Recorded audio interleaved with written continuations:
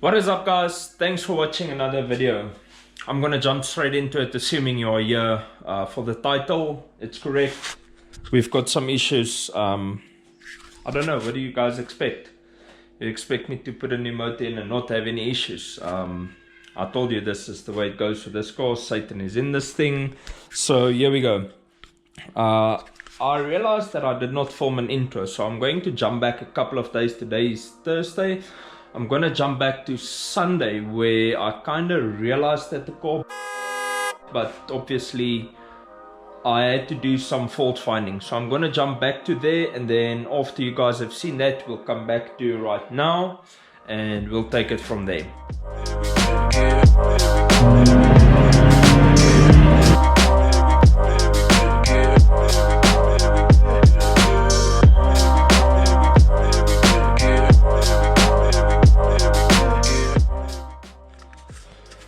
I showed you guys that the water bottle is leaking. You can actually see down there, everything is wet. All the pipes, everything is wet here. You can see the spray on the window as well. I just went ahead.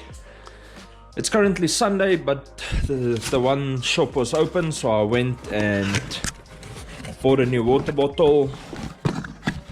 Brand new one. Nothing beats the look of a brand new water bottle.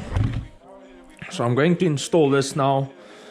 I'm going to use my old cap, of course, and then I picked up some more coolant, which not all of mine is going to leak out when I do the swap, so there's no need to refill the whole system. I'm just going to add some for whatever leaks out of the bottle and out this pipe. And this one, I'm guessing there will be water coming out if the motors were running. I don't think there'll be water coming out now. And then I also figured out how to do the N75, so I'm going to do that. Not 100% sure if it's going to work, but I am going to do that today. Fingers crossed that that will work, and then we can remove all of this stuff. This is this vacuum box ball thing that was sitting here in front of the motor all the time. I just put it loose there at the back. Also, I got some brake fluid and I already bled the clutch, so that's good for now, I guess. So I'm gonna put this intake box back on, and then we can finally put the bonnet and the bumper on, and then the car will be fully assembled. Today is Sunday, so like I told you guys, we did hit our target of getting the car up and running today. I've been driving it around a bit. I did about 55 kilometers with it for now. Not boosting the car. If I do, I roll it into boost slowly, but I'm not driving it hard. They said I must bed the clutch for 1000 k's, so that's what we're going to do. And then we'll feel after that what it feels like. So I'm going to go ahead, swap out the water bottle, then I'll catch you guys once we start on the N75 and see if we can figure that one out.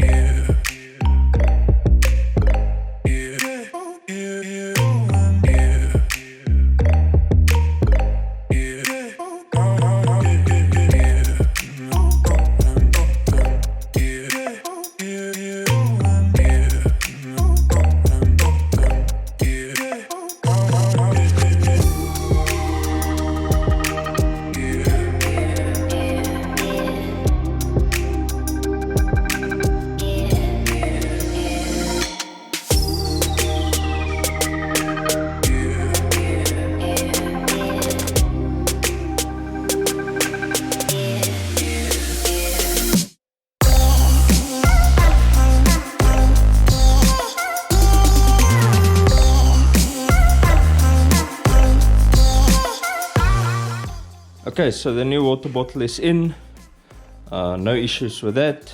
That's good. Next up, I'm going to fit the N75. Like I said, I finally figured out how to do this.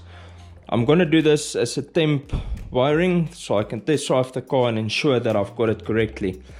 The way this is going to work, or I assume it's going to work, is this line here that I've got plugged in at the back here is going to be the feed for the vacuum, which will be coming off this pipe here at the back. It comes off the tandem pump. So this goes to your brake line, but there's a T-piece in there that splits it, that supplies vacuum for all of this. So I suspect this is going to be where the vacuum comes in. And then one is going to the turbo, and the other one, I'm not sure where the other one's going. I'll just have to check where the other one is going. But as long as it opens up the turbo or the actuator on the turbo, then that's good. So like I said, it's going to be a temp solution. This, you're gonna use wire number 3 and 5. So if you look on that plug there, you'll see there's numbers. The GoPro won't focus now, but you can see that there's numbers. So we're going to use plug number 3 and 5. I'm just going to plug that connection in there to ensure that it works before I splice the wiring and stuff here. So that's going to be the way to do it. A few moments later. I got the N75 to work.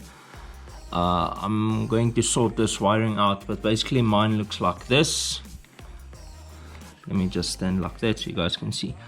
This one is the one supplying the vacuum from the tandem pump, and this one is the actuator. And then this one you leave open. It's supposed to go to your intake, but obviously with this aftermarket intake, I don't have that. So this one is just left open so it can get air. I'll probably at a later stage add a short pipe with a small filter or something on there, but for now that's how it is. I'm going to fix this wiring. And the other thing that I'm going to do today is, since we know these injectors work, I haven't updated you guys yet. So the car's on the lone set of injectors. The values looks phenomenal. It looks great. So there's nothing wrong with the injectors. Spoke to the owner, who happens to be my friend, showed him the values. He said it's perfectly fine. I can send the injectors back to him and he'll sell it. So it's a set of 80s.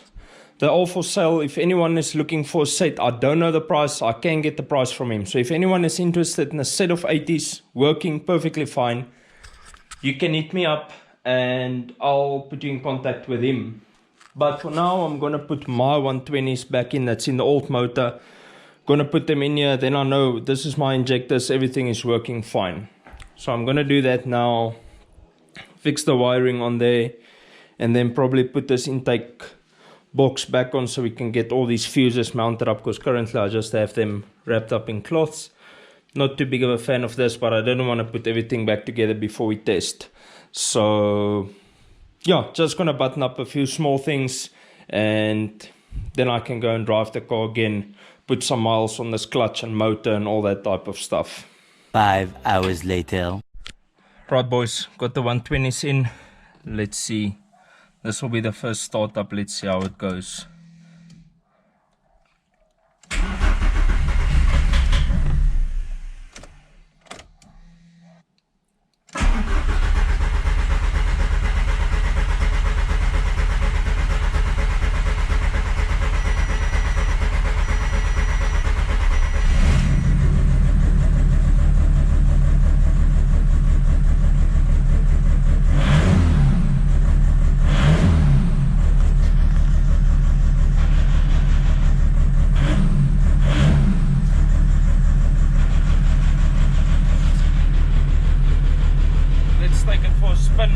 And you can see what it does. Idle's kind of funky, but let's take it for a drive and let the new injectors settle into their home and see what happens. One thing I noticed when I took the car out now, as soon as it goes into boost, it still pushes water out the water bottle. I thought my old one was cracked. You can see how wet it is here and on the window still. So I don't know if it's the head gasket or if something else is hurt. What I'm going to do is I'm going to take this off, already loosen it, and I'm just going to check the 8 bolts, the ARP studs, and ensure that they are torqued down correctly. If that doesn't solve the issue, then I'll probably have to take the head off of this motor. Yeah, I don't know what to tell you guys.